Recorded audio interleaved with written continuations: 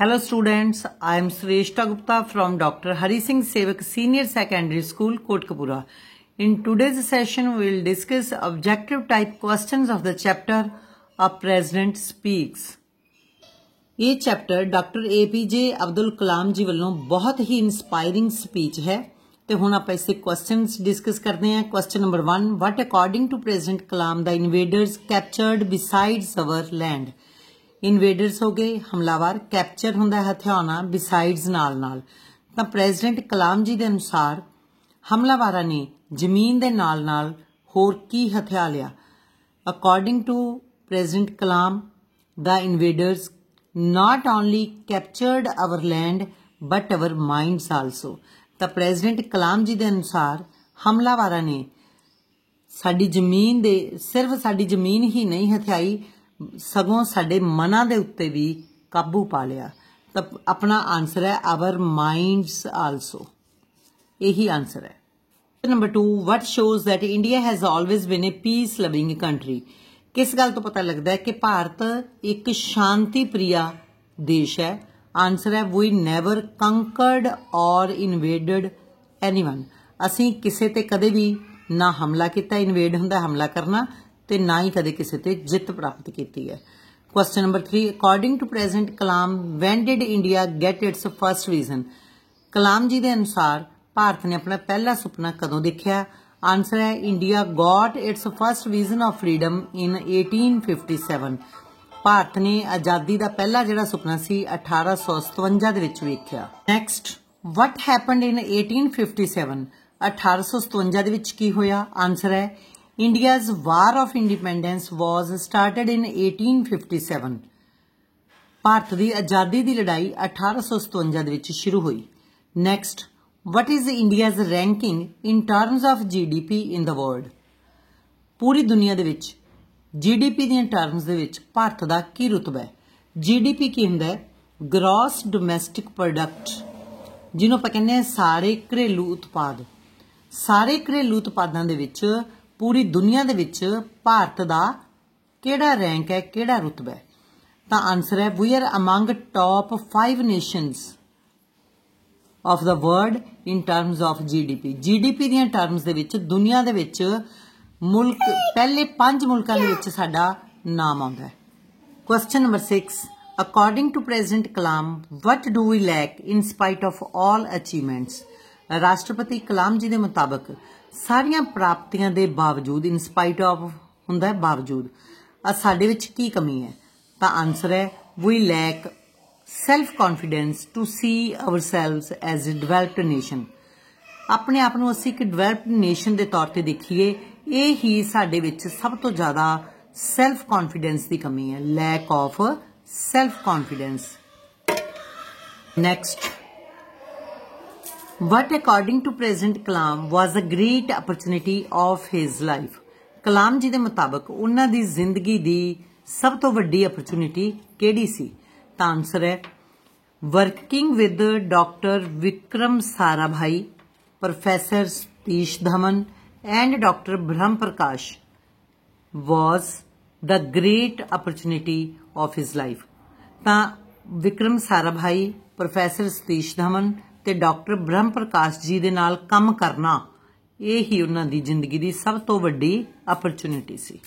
Number 8, what according to President Kalam we do when we go to some foreign land. ਕਲਾਮ ਜੀ ਦੇ ਮੁਤਾਬਕ ਜਦੋਂ ਅਸੀਂ ਵਿਦੇਸ਼ੀ ਧਰਤੀ ਤੇ ਜਾਂਦੇ ਹਾਂ ਤਾਂ ਅਸੀਂ ਕੀ ਕਰਦੇ ਹਾਂ. ਤਾਂ ਆਨਸਰ ਹੈ we exhibit our best manners. ਅਸੀਂ ਆਪਣੇ ਬੈਸਟ ਮੈਨਰਸ ਉਸ ਵੇਲੇ ਸ਼ੋ ਕਰਦੇ ਹਾਂ when we go to some foreign land, ਜਦੋਂ ਅਸੀਂ ਵਿਦੇਸ਼ੀ ਧਰਤੀ ਤੇ ਜਾਂਦੇ ਹਾਂ. Number 9, why does one has to come back to the parking area in Singapore. Singapore ਦੇ ਵਿੱਚ ਕਿਸੇ ਨੂੰ ਪਾਰਕਿੰਗ ਏਰੀਆ ਦੇ ਵਿੱਚ ਵਾਪਸ ਕਿਉਂ ਆਉਣਾ ਪੈਂਦਾ ਹੈ. ਤਾਂ ਆਨਸਰ ਹੈ to punch ticket if one has overstayed in a restaurant or a shopping mall. ਤਾਂ ਕਿਸੇ ਨੂੰ ਉੱਥੇ ਅਗਰ ਰੈਸਟੋਰੈਂਟ ਵਿੱਚ ਜਾਂ ਸ਼ਾਪਿੰਗ ਮਾਲ ਦੇ ਵਿੱਚ ਦੇਰ ਹੋ ਜਾਏ ਤਾਂ ਉਸ ਨੂੰ ਆਪਣੀ ਟਿਕਟ ਪੰਚ ਕਰਾਉਣ ਵਾਸਤੇ ਵਾਪਸ ਪਾਰਕਿੰਗ ਏਰੀਆ ਦੇ ਵਿੱਚ ਜਾਣਾ ਪੈਂਦਾ ਹੈ. ਅਸਲ ਦੇ ਵਿੱਚ ਉੱਥੇ ਕਿਸੇ ਵੀ ਇਨਸਾਨ ਦੀ ਕੋਈ ਪਹਿਚਾਣ ਕੰਮ ਨਹੀਂ ਆਉਂਦੀ, ਕਿੰਨਾ ਵੀ ਵੱਡਾ ਸਟੇਟਸ ਕਿਸੇ ਬੰਦੇ ਦਾ ਕਿਉਂ ਨਾ ਹੋਵੇ, ਅਗਰ ਉਹ ਉੱਥੇ ਲੇਟ ਹੋਇਆ ਤਾਂ ਉਸ ਦੀ ਟਿਕਟ ਜਿਹੜੀ ਹੈ ਉਹ ਪੰਚ ਹੋਏਗੀ ਹੀ. ਨੈਕਸਟ ਹੈ what do we not do on the beaches of New Zealand and Australia? ਅਸੀਂ ਨਿਊਜ਼ੀਲੈਂਡ ਤੇ ਆਸਟ੍ਰੇਲੀਆ ਦੀਆਂ ਬੀਚਸ ਤੇ ਕੀ ਨਹੀਂ ਕਰਦੇ? ਤਾਂ ਆਨਸਰ ਹੈ we don't throw an empty coconut shell anywhere. ਅਸੀਂ ਨਾਰੀਅਲ ਪਾਣੀ ਪੀ ਕੇ ਜਿਹੜਾ ਕੋਕੋਨਟ ਸ਼ੈਲ ਬਾਕੀ ਬਚਦਾ ਹੈ ਉਹਨੂੰ ਜਿੱਥੇ ਜੀ ਕਰੇ ਉੱਥੇ ਨਹੀਂ ਸੁੱਟਦੇ.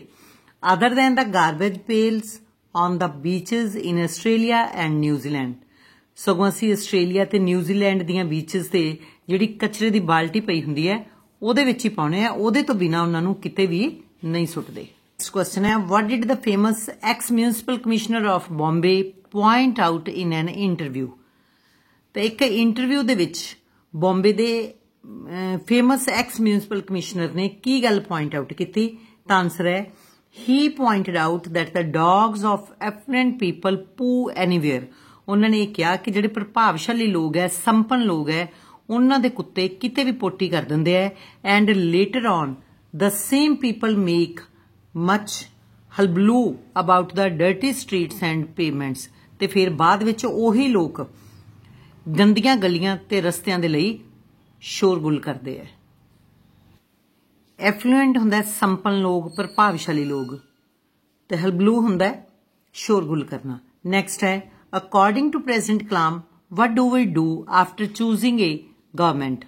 ਕਲਾਮ ਜੀ ਦੇ ਮੁਤਾਬਕ ਜਦੋਂ ਅਸੀਂ ਸਰਕਾਰ ਚੁਣ ਲੈਂਦੇ ਹਾਂ ਤਾਂ ਫਿਰ ਅਸੀਂ ਕੀ ਕਰਦੇ ਹਾਂ? ਆਨਸਰ ਹੈ we choose a government and forfeit our responsibilities. ਅਸੀਂ ਸਰਕਾਰ ਚੁਣ ਲੈਂਦੇ ਹਾਂ ਤੇ ਆਪਣੀਆਂ ਜ਼ਿੰਮੇਵਾਰੀਆਂ ਨੂੰ ਛੱਡ ਦਿੰਦੇ ਹਾਂ expecting that the government would do all for us. ਅਸੀਂ ਇਹ ਉਮੀਦ ਕਰਦੇ ਹਾਂ ਕਿ ਸਰਕਾਰ ਹੀ ਸਾਡੇ ਲਈ ਸਭ ਕੁਝ ਕਰੇਗੀ. Next question number 13. According to President Kalam, what's our attitude towards burning social issues?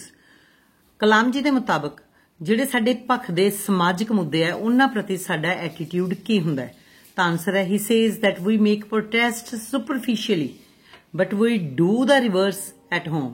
ਉਹਨਾਂ ਦੇ ਮੁਤਾਬਕ ਅਸੀਂ ਬਾਹਰੀ ਤੌਰ ਤੇ ਵਿਖਾਵੇ ਦੇ ਤੌਰ ਤੇ ਉਸ ਦਾ ਵਿਰੋਧ ਕਰਦੇ ਹਾਂ, ਸੁਪਰਫਿਸ਼ਲੀ ਉੱਪਰੋਂ ਉਸ ਦਾ ਅਸੀਂ ਵਿਰੋਧ ਕਰਦੇ ਹਾਂ, ਪਰ ਘਰੇ ਅਸੀਂ ਬਿਲਕੁਲ ਇਸ ਦਾ ਉਲਟਾ ਕਰਦੇ ਹਾਂ, ਰਿਵਰਸ ਉਲਟਾ.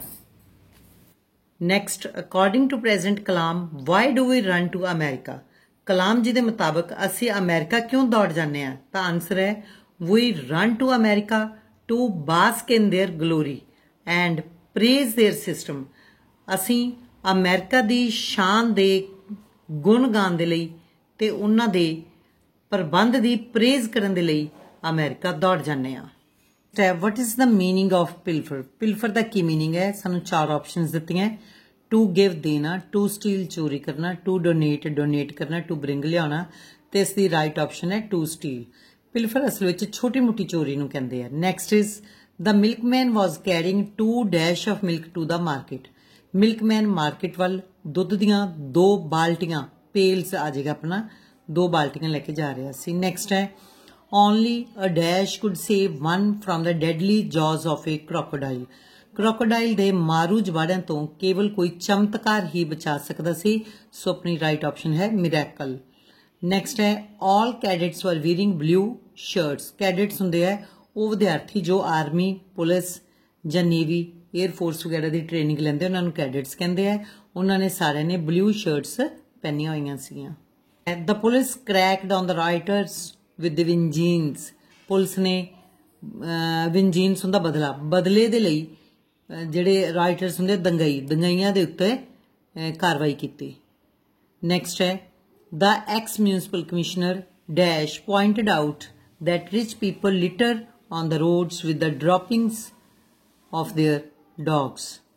ex-municipal commissioner ਮਿਸਟਰ ਤਨਾਇਕਰ ਸੀ. ਉਹਨਾਂ ਨੇ ਇਹ ਪੁਆਇੰਟ ਆਊਟ ਕੀਤਾ ਕਿ ਜਿਹੜੇ ਅਮੀਰ ਲੋਕ ਹੈ ਉਹ ਸੜਕਾਂ ਦੇ ਉੱਤੇ ਆਪਣੇ ਕੁੱਤਿਆਂ ਦੀ ਲੈਟਰਿਨ ਕਰਵਾਉਂਦੇ ਆ, ਗੰਦ ਪਾਉਂਦੇ ਆ. ਨੈਕਸਟ ਹੈ so right option is Mister Tanaikar. Next is in terms of GDP we are among top dash nations. GDP ਦੀਆਂ ਟਰਮਸ ਦੇ ਵਿੱਚ ਅਸੀਂ ਵਰਲਡ ਦੇ ਪਹਿਲੇ ਟੌਪ 5 ਮੁਲਕਾਂ ਦੇ ਵਿੱਚ ਆਉਣੇ ਆ, ਤਾਂ ਸਾਡੀ ਰਾਈਟ ਆਪਸ਼ਨ ਹੈ 5. Number 22 how many visions did Kalam had for India? Kalam ji ਦੇ ਭਾਰਤ ਦੇ ਲਈ ਕਿੰਨੇ ਸੁਪਨੇ ਸਨ? ਤਾਂ ਸਾਨੂੰ 4 ਆਪਸ਼ਨਸ ਦਿੱਤੀਆਂ 1, 4, 3 ਔਰ 2, ਤਾਂ ਰਾਈਟ ਆਪਸ਼ਨ ਹੈ 3. ਕਲਾਮ ਜੀ ਦੇ ਭਾਰਤ ਦੇ ਲਈ 3 ਸੁਪਨੇ ਸਨ. ਪਹਿਲਾ ਸੁਪਨਾ ਸੀਗਾ ਫਰੀडम ਦਾ, ਦੂਸਰਾ ਡਿਵੈਲਪਮੈਂਟ, ਤੇ ਤੀਸਰਾ ਸੀਗਾ ਸਟਰੈਂਥ, मतलब की है stand up to the world. ਤਾਂ ਇਹ 3 ਸੁਪਨੇ ਸੀ ਜਿਹੜੇ ਉਹਨਾਂ ਨੇ ਭਾਰਤ ਦੇ ਲਈ ਲਏ ਸੀ। What did Dr. APJ Kalam ask the girl who came for his autograph? Kalam ji ਨੇ ਉਸ ਲੜਕੀ ਨੂੰ ਕੀ ਪੁੱਛਿਆ ਜਿਹੜੀ ਉਹਨਾਂ ਕੋਲੇ ਆਟੋਗ੍ਰਾਫ ਲੈਣ ਆਈ ਸੀ। ਤਾਂ ਆਪਾਂ ਨੂੰ ਆਪਸ਼ਨਸ ਦਿੱਤੇ ਆ। He asked her about her goal in life। ਉਹਨਾਂ ਨੇ ਉਸ ਲੜਕੀ ਨੂੰ ਪੁੱਛਿਆ ਵੀ ਉਹਦੀ ਜ਼ਿੰਦਗੀ ਦਾ ਗੋਲ ਕੀ ਹੈ। ਦੂਸਰਾ ਉਹਨਾਂ ਨੇ ਜਾਂ ਇਹ ਪੁੱਛਿਆ he asked her about her favorite subject, ਵੀ ਉਹਨੂੰ ਇਹ ਪੁੱਛਿਆ ਕਿ ਉਹਦਾ ਸਭ ਤੋਂ ਫੇਵਰੇਟ ਵਿਸ਼ਾ ਕਿਹੜਾ ਹੈ। He asked her about her siblings, ਉਹਨੂੰ ਇਹ ਪੁੱਛਿਆ ਕਿ ਉਹ ਕਿੰਨੇ ਭੈਣ ਭਰਾ। ਜਾਂ he asked her about her hobbies, ਉਸ ਦੀਆਂ ਉਹਨਾਂ ਤੋਂ hobbies ਪੁੱਛੀਆਂ। ਤਾਂ ਇਸ ਦੀ ਰਾਈਟ ਆਪਸ਼ਨ ਹੈ A। He asked her about her goal in life, ਉਹਨਾਂ ਨੇ ਇਹਨੂੰ ਪੁੱਛਿਆ ਵੀ ਤੇਰਾ ਜ਼ਿੰਦਗੀ ਦੇ ਵਿੱਚ ਗੋਲ ਕੀ ਹੈ। ਨੈਕਸਟ ਹੈ how much do you pay to drive through a charred road between 5 PM and 8 PM? ਜੇਕਰ ਤੁਸੀਂ 5 ਵਜੇ ਤੋਂ ਲੈ ਕੇ ਰਾਤ ਨੂੰ 8 ਵਜੇ ਤੱਕ ਔਰਚਾਰਡ ਰੋਡ ਤੇ ਜਾਂਦੇ ਹੋ ਤਾਂ ਤੁਹਾਨੂੰ ਕਿੰਨੇ ਪੈਸੇ ਉੱਥੇ ਪੇ ਕਰਨੇ ਪੈਂਦੇ ਆ। ਸਾਨੂੰ 4 ਆਪਸ਼ਨਸ ਦਿੱਤੀਆਂ ਤੇ ਰਾਈਟ ਆਪਸ਼ਨ ਹੈ $5। ਤਾਂ ਡੀਅਰ ਸਟੂਡੈਂਟਸ, ਆਈ ਹੋਪ ਤੁਹਾਨੂੰ ਇਹ ਸਾਰੇ ਕੁਐਸਚਨਸ ਅੱਛੀ ਤਰ੍ਹਾਂ ਸਮਝ ਆ ਗਏ ਹੋਣਗੇ। Thank you, have a nice day.